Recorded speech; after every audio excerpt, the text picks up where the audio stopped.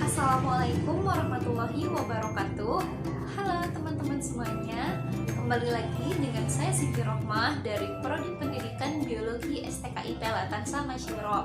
Nah teman-teman, di materi lipid kali ini pada mata kuliah biokimia, saya akan melakukan praktikum sederhana.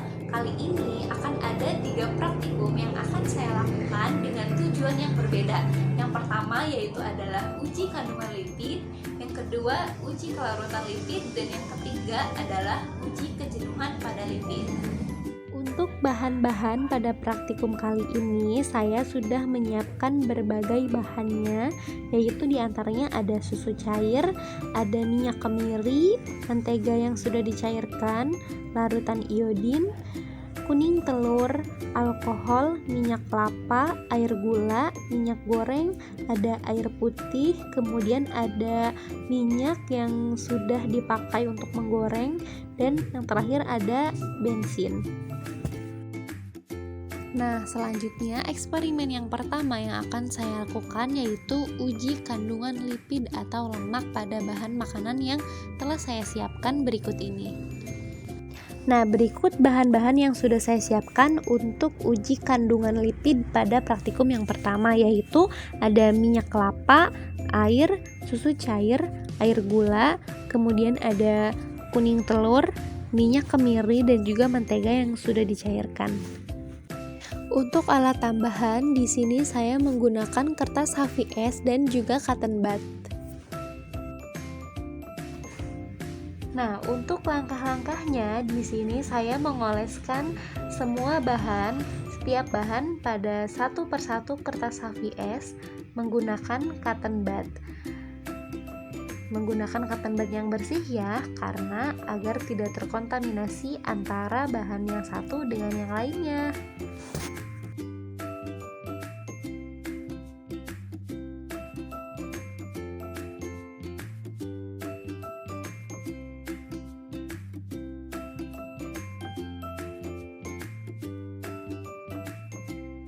Nah, jadi ini adalah hasilnya. Jadi, bila kertas menjadi transparan, berarti bahan tersebut mengandung minyak atau lemak. Karena lemak mampu membentuk noda transkulen sehingga kertas yang tadinya tidak tembus pandang menjadi transparan.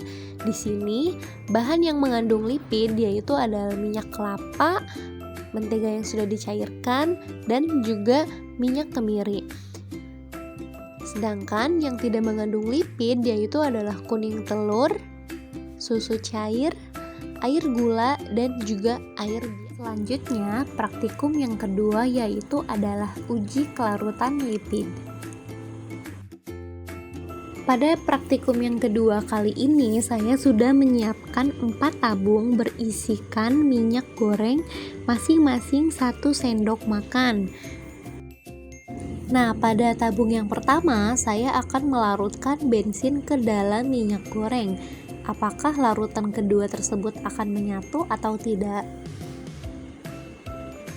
Pada tabung kedua, saya melarutkan air putih ke dalam minyak goreng. Hasilnya tidak menyatu antara minyak dan juga air. Di tabung ketiga, saya melarutkan alkohol 75% ke dalam minyak goreng.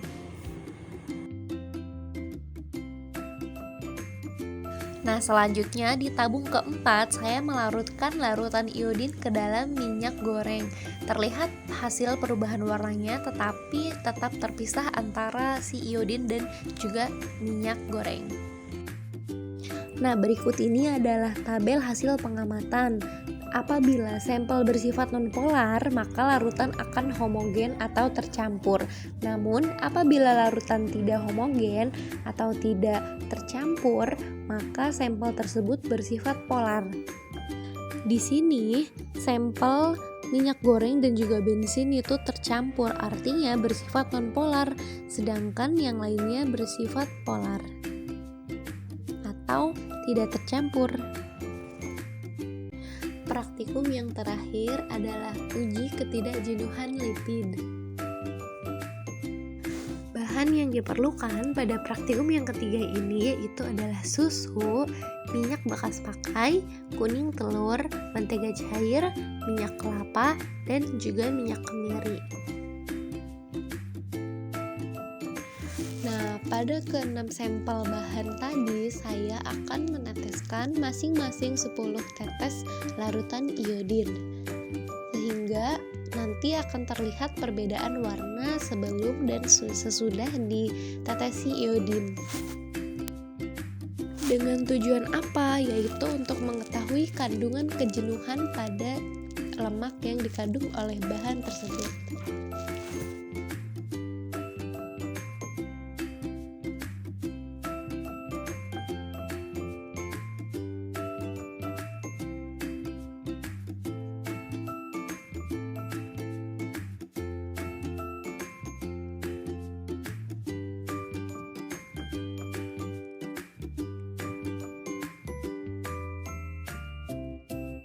Nah, teman-teman, ini adalah tabel hasil praktikum yang telah saya lakukan.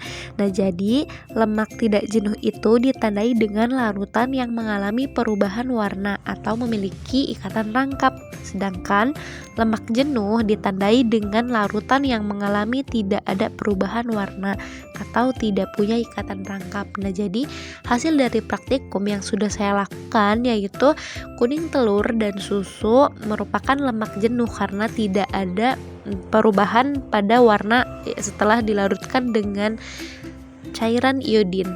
Kemudian untuk margarin, minyak kelapa, minyak kemiri, dan juga minyak bekas pakai itu memiliki perubahan warna.